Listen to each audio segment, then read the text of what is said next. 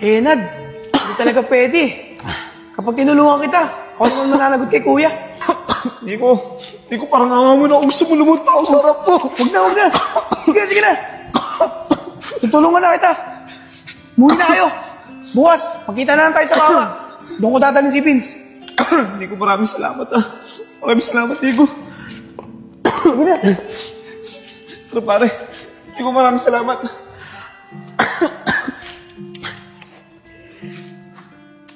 Bahala na. Buti anak, nakarating ka. Nad, saglit lang kami dito Hindi kami tatagal. Baka buti kami ni kuya. Okay lang yun, Nico. Maraming salamat pa rin. Nak, mahal na mahal kita. Katulad ng pagmamahal ko sa nanay mo. Tay, mahal na mahal din po kita.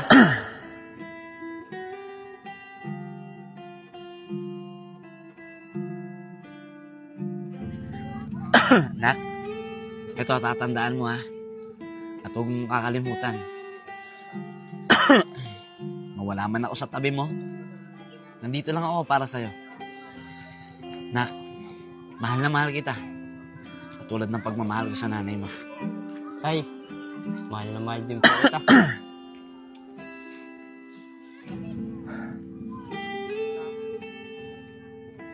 Anong oras na?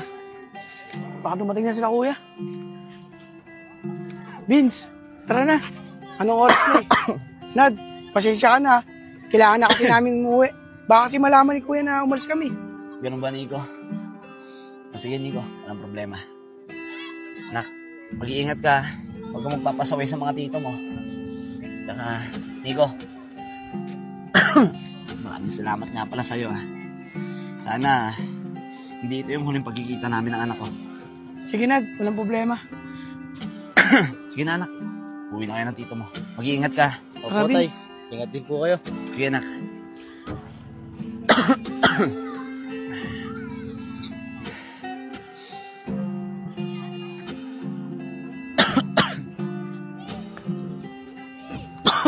Ano pre? Kamusta pag-uusap niyo ng anak mo? Ayos lang naman, pare. Masaya ako na nakita kami ng anak ko. Nakasama ko siya kahit sa sandaling oras lang. Ano pre? Uuwi na ba tayo? Sige, pare. Umuwi na tayo. Tara.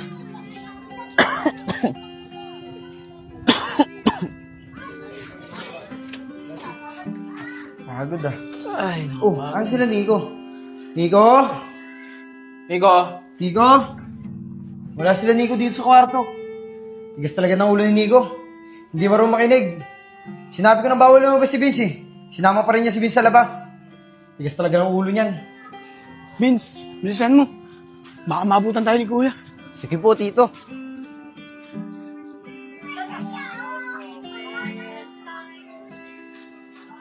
Ay, Vince, bukas yung gate. Sigurado ako nandiyan na sila kuya. Yari tayo. Sige na, pumasok na.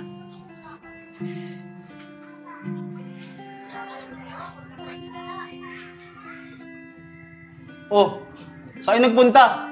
Yari kay kuya. Kuya, nandito na sila. Oh, sa'yo galing.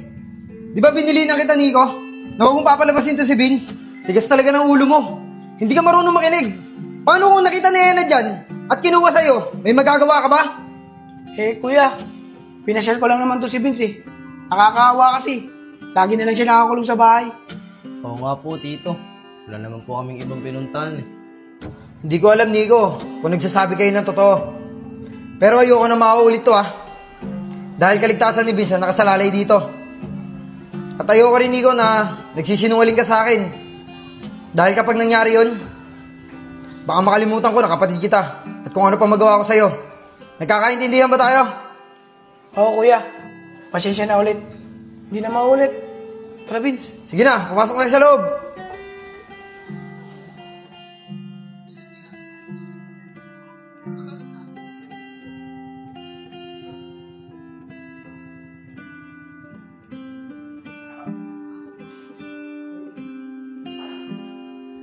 Kuya, kahapon pa yan Ano ba nangyari dyan? Kaya mo ba pumasok? Nabagsakan ng bakal sa trabaho kahapon. Pero kaya ko, papasok ako. Tara, pasok na tayo. Sige, kuya. Isko, alalayan mo si kuya.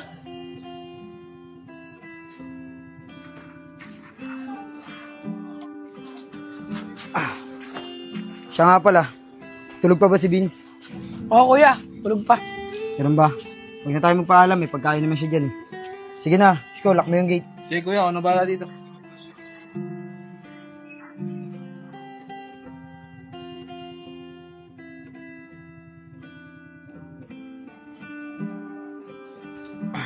Kuya, may nabalitaan ako tungkol kay Enad. Mukhang tama nga yung sinasabi niya na may site siya. Nakita daw siya ng tropa ko. Malala na daw yung lagay ni Enad.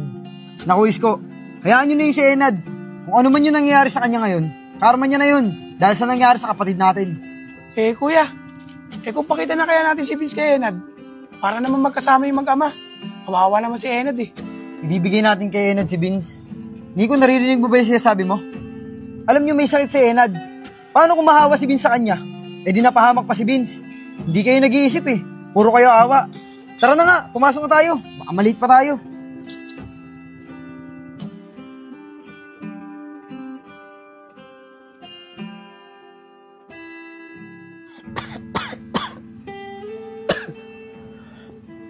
Pare, nararamdaman ko na mukhang hindi na talaga ako tatagal. Hirap na hirap na ako sa nararamdaman ko ngayon. Enad, ano bang gusto mong gawin ko? Gusto mo, pupuntahan ko na lang yung mga bayo mo. Para malaman din ng anak mo yung kalagayan mo. Pare, wag. Ayokong malaman ng anak ko yung kalagayan ko ngayon. Ayoko rin na makita ko ng anak ko na ganito yung kalagayan ko. Dahil alam ko na masasaktan lang siya pag nakita niya akong ganito. Iiyak lang siya nang iiyak pag nakita niya ako. Para masasaktan lang yung anak ko pag nakita niya ako. Enad, anong gagawin natin yan? Sa lagay na lang ba, pawabayaan na lang siya ng ganyan? Hindi naman pwede yun. Pare, wag na. Okay na. Napakalaki nung naitulong mo sa akin. At nagpapasalamat ako doon. Dahil simula noon pa, hanggang ngayon, hindi mo ako pinabayaan. At hindi mo ako iniwan. Pare, kung darating man yung oras na mawala na ako, gusto ko sana ikaw na lang bahala magpaliwanag sa anak ko kung bakit pumayag ako na iwan niya ako at makasama yung mga tito niya kaysa sa akin. Pare, ikaw nang bahala sa anak ko, ha. Maraming salamat sa lahat ng tulong mo.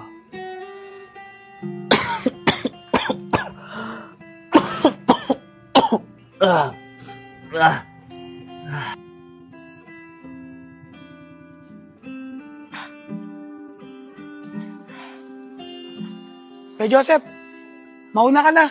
May bibili na kami ni Isko sa Alphamart. O sige, una na ako sa bahay. Kuya Joseph. Isko, tara.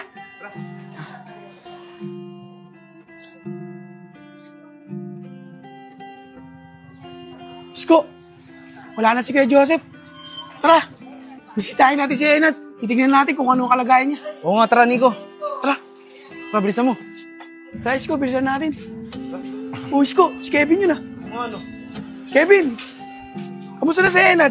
Bakit hindi mo siya kasama? Asan siya ngayon? Mga pre, buti nakita ko kayo. Baka pwede niyo naman dalawin si Enad. Kasi malabahan na yung kalagayan niya. Kevin, doon nga punta namin eh. Pwede mo ba kami samahan? Kakamustahin lang namin si Enad. Sige mga pre, sasamahan ko kayo. Nandun si Enad sa bahay nila. Tara. Tara, maraming salamat Kevin ah.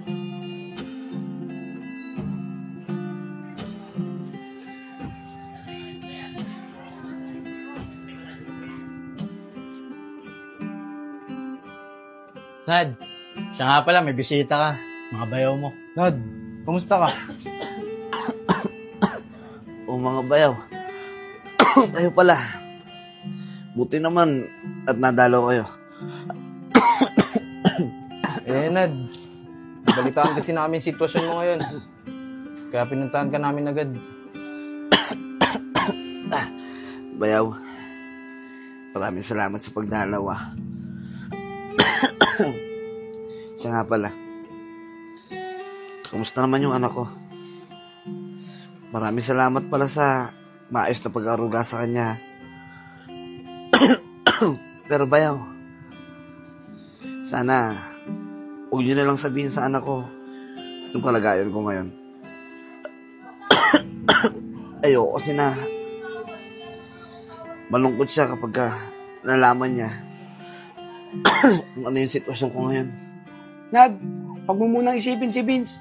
Nasa maayos naman nakalagayan yung anak mo eh. Tsaka huwag kang mag-alala. Hindi namin siya papabayaan. Kami nang bahala sa kanya. Oo nga, Nad. Isipin mo muna yung sarili mo. Paano ka magpapagaling? Paano mo lalabanan yung sakit mo para sa anak mo? Maraming salamat sa inyo mga bayaw ah. Huwag kayong mag-alala. Pipilitin ko lumaban sa sakit na to. Para sa anak ko. Dahil gusto ko rin naman na kasama siya. Kahit sa sandaling oras lang. Huwag kang mag-alala, Nad. Gagawa kami ng paraan, Isko, para makasama mo ulit si Vince. Oo nga, Nad. Pangako yan. Maraming salamat sa inyo mga bayaw.